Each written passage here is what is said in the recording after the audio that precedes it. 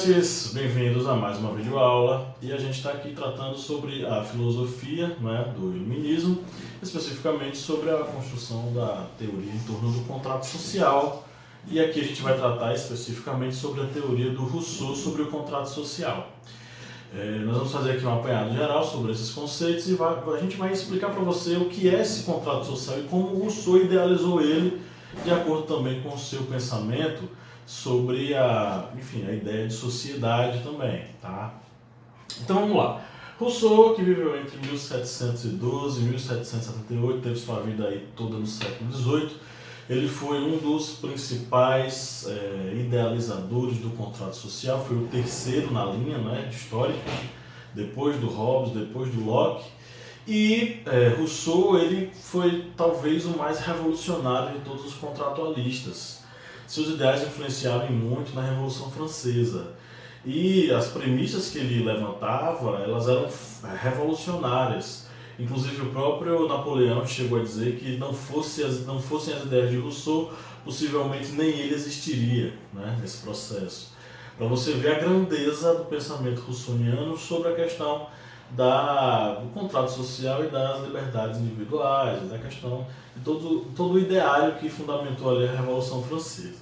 Então vamos lá. No momento em que todos estavam dizendo que a cultura ela engrandecia o ser humano, no momento em que várias pessoas elas se manifestavam, vários pensadores se manifestavam, pontuando que a cultura ela engrandecia o ser humano, ela melhorava o ser humano, fazia com que ele ficasse cada vez mais, socializável, civilizado, e aí falamos das artes, da música, enfim. Diante dessa questão toda, Rousseau nadou contra a maré, porque segundo ele a cultura ela não ajudou, ela prejudicou o ser humano. Por que Rousseau falava isso? Parece uma coisa louca, né? Mas por que Rousseau falava isso? Porque ele acreditava que o homem, em seu estado natural, ele era bom, necessariamente. E aí a gente vai para a premissa básica dele, que é a seguinte: o homem ele é bom, mas foi corrompido pela sociedade. E essa sociedade ela fez com que ele deixasse de ser bom e ele se tornasse um ser humano mesquinho, egoísta, horrível, enfim. Então Rousseau ele discordava dessa questão. A cultura ela tinha corrompido o ser humano, a sociedade tinha corrompido o ser humano. E por causa disso ele tinha se tornado esse ser mesquinho que ele tinha, né, que ele se apresentava agora. Então, o que é que Rousseau propunha? Não é? Ele escreveu livros fundamentais, entre eles o próprio Contrato Social, não é? E o livro Emílio, sobre a educação. Mais especificamente, o que é que Rousseau vai falar sobre isso? Né? Segundo Rousseau, o estado da natureza ele representa o momento em que o homem ele vivia em seu momento mais tranquilo. Porque no estado da natureza, o homem não precisava guerrear, lutar, ele precisava necessariamente e unicamente satisfazer suas necessidades. Que necessidades eram essas? Comer, se relacionar sexualmente e dormir. Então, necessidades vitais básicas que o ser humano precisava ter. Ele não precisava chegar até um outro indivíduo, a não ser em momentos como esse, né, de socializar, de comer, de fazer sexo e tal, enfim.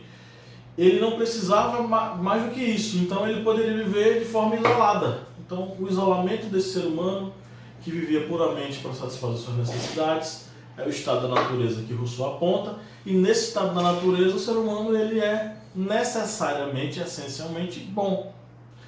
A partir do momento em que ele não é mais capaz de satisfazer suas necessidades e precisa socializar com outros indivíduos, é que se constrói o primeiro contrato entre partes, ou seja, indivíduos que contratualmente eles acreditam que devem viver em conjunto para poder se alimentar e sobreviver. Nesse processo, Rousseau vai entender que é aí que vai começar a nascer a desigualdade das nações, a desigualdade entre os povos, entre os seres humanos. Por quê? Porque é nesse momento, segundo Rousseau, que o primeiro homem cercará a primeira propriedade e dirá que aquilo é dele.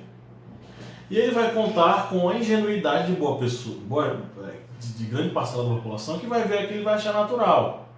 Segundo Rousseau, o que devia ter sido feito era que no momento em que aquilo fosse feito, alguém chegasse, pegasse o primeiro pau da cerca que ele estava montando e metesse na cabeça dele, e não aceitasse.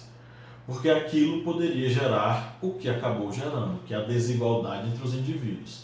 Então, para Rousseau, a propriedade privada é algo mau, é algo ruim, porque ela deu origem à desigualdade entre os indivíduos. E essa desigualdade ela não tinha mais volta, né? Então, a propriedade era algo que não poderia ser mais questionável, ela já existia e estava institucionalizada. Aí, por exemplo, o Rousseau vai discordar de Locke. É uma discordância interessante, porque muita gente acredita que os filósofos contratualistas, eles, por falarem sobre o contrato social, eles concordam.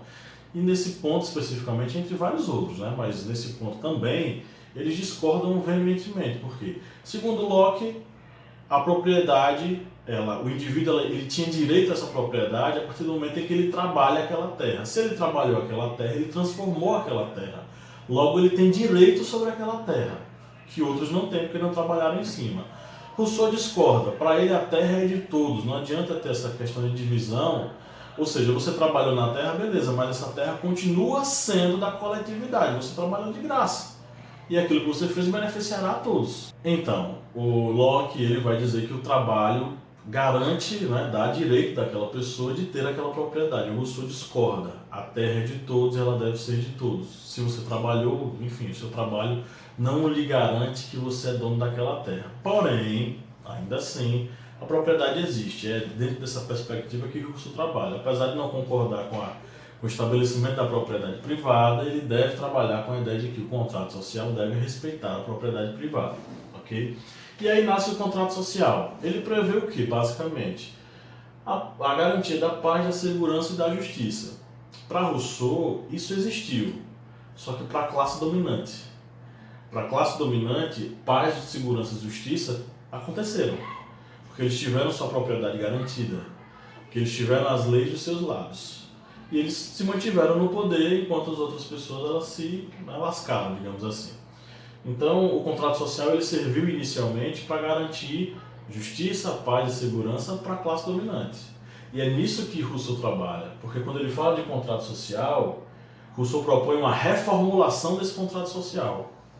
E é bem no momento em que a questão do absolutismo está pegando forte na Europa toda, no mundo todo.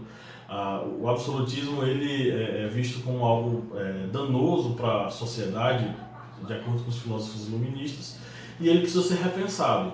E é esse repensar que Rousseau propõe, porque para ele o contrato social ele deve representar a vontade geral. O que é a vontade geral? É a vontade do povo, é aquilo que a população, cidadão, o conjunto de cidadãos quer. Então, aquilo que é entendido como um desejo, um anseio a longo prazo, uma coisa que respeita as liberdades individuais, que são anseios que garantem os direitos individuais, isso deve ser entendido como vontade geral. E essa vontade geral ela leva em consideração a coletividade. Inclusive o rei deve se submeter à vontade geral. Não existe ninguém acima da vontade geral. O que existe é o desejo, a vontade geral e as pessoas que se submetem à vontade geral. Todos, inclusive o rei, que deve ser limitado, de acordo com o contrato social proposto por Rousseau. Nessa coletividade, quem decide quem são os políticos, quem decide quem são os representantes? São as convenções. Então a convenção coletiva ela decide quem são os representantes do povo e quais são os limites que o rei tem, ok? E para ele, para Rousseau, a educação é o ponto central nisso, porque é ela que propõe, é ela que permite que o indivíduo ele seja livre, autêntico e autônomo e que possa exercer sua cidadania de modo completo. E isso só é possível por meio da educação e por meio da redução da desigualdade social.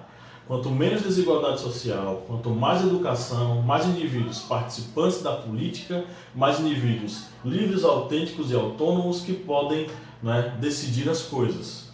E isso está ligado também à questão de que, para Rousseau, a educação, a sociedade corrompe o ser humano, mas a educação faz com que aquela bondade inicial do estado natural ela possa voltar a esse cidadão. E ele consiga ter essa noção, né, de bondade novamente, de acordo com o trabalho educacional, vivendo na sociedade civil mediada pelo contrato social. Bom, gente, é isso. Eu espero que vocês tenham compreendido. São linhas gerais, né? E aí fica o convite. Se você está assistindo esse vídeo no YouTube, faça parte do nosso curso, né? O curso sobre o contrato social, disponível para assinantes em nosso site. Acesse aí ohistoriante.com.br, vai lá, visita o site, vê o curso, olha lá o conteúdo programático e se matricula, tá? As matrículas estão abertas para você que quer saber um pouco mais, na verdade, para você que quer se aprofundar sobre o contrato social e sobre as teorias políticas e filosóficas em torno dele, é só se matricular, ok? Um abraço e até a próxima videoaula.